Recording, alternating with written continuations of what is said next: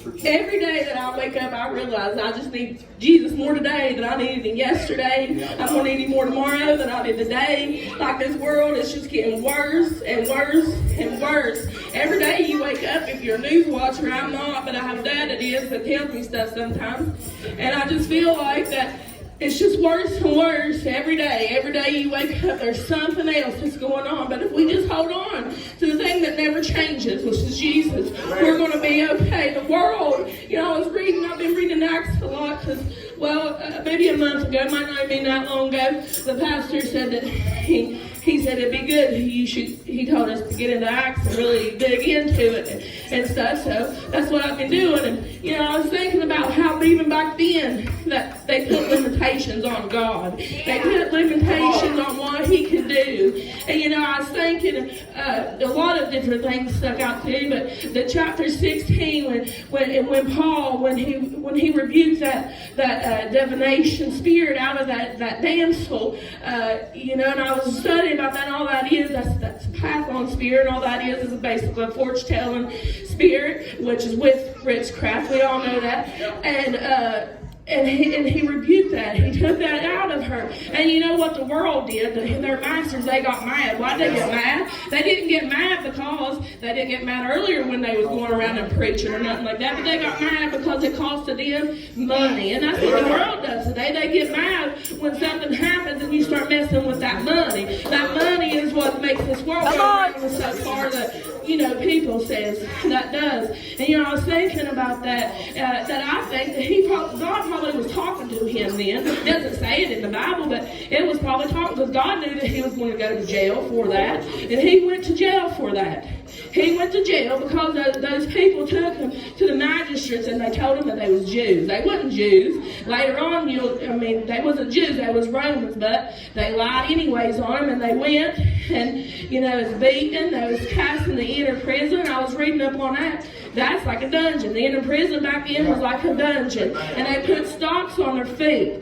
And, I was really thinking about that. Back then, that they can put it on your feet and your ankles and even on your arms. But I didn't say that they put them on their arms, just on their feet. And, I was thinking they probably back then, like if they just had them on their feet, they probably could, lean back against the wall or maybe just lean back, get a little bit more comfortable, Sister Donna, than what they was.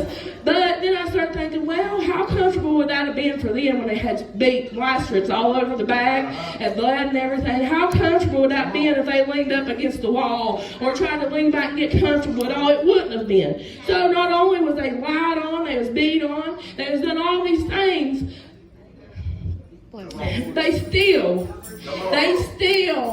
didn't mumber and complain or do anything or say anything negative towards God. They didn't do anything. You know what they did on that midnight? You know what they did? They started praying. And they started praying and singing songs to the Lord. And they started singing and praising Him.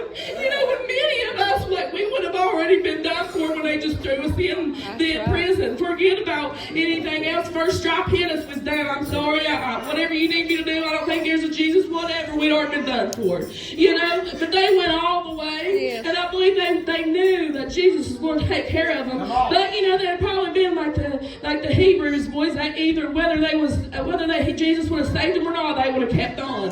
They would have kept on. I do believe that they would have kept on.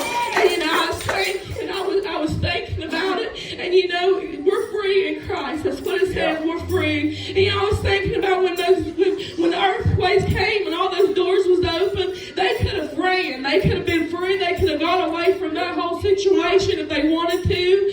But that's like us. We can't do anything because we are free. We are free. We can go if we want to be a pastor somewhere, if we want to preach somewhere, if we want to go out and sing or whatever we want to do, well, we can, but we shouldn't do it in our own self. We need to sit around and wait for God to tell us what to do. And if Paul and Silas started reading, guess what? That jailer and his household would have never been saved. That's right. They would have never been saved if they just listened to old self. Because I'm sure they was ready. I'm ready to go. Here's the doors open. But they knew that God had something better in store. And how is that in our life? If we just wait instead of doing what ourselves want, God has something better planned for us. We may not see it because we might be in the worst time of our lives. But if we just hold on, if we just hold on and don't go back to this world, if we just hold on to that unchanging hand, if we just hold on, He has something better for us. He said that He works the good to all those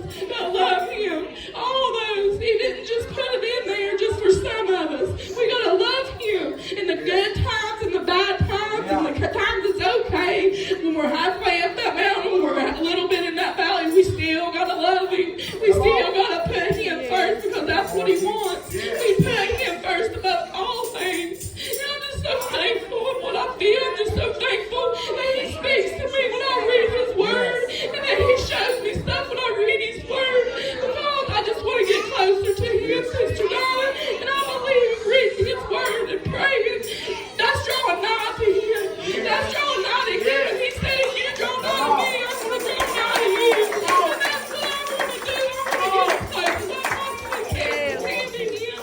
You know, and I'm thankful, just so thankful for what He does for me. And I couldn't imagine turning back to this old world. I couldn't imagine turning back to that old Amber before Jesus got a hold of me. I couldn't imagine being who I used to be. I couldn't imagine making my family upset. I couldn't imagine them crying all the time praying for me in my life, Sister Donna.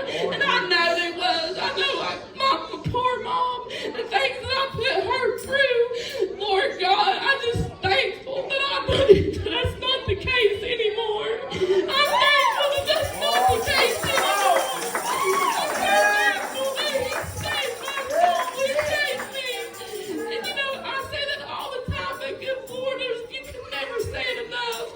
How thankful you are that He saved you from eternal burning. That's what He did. You know, I can't even imagine.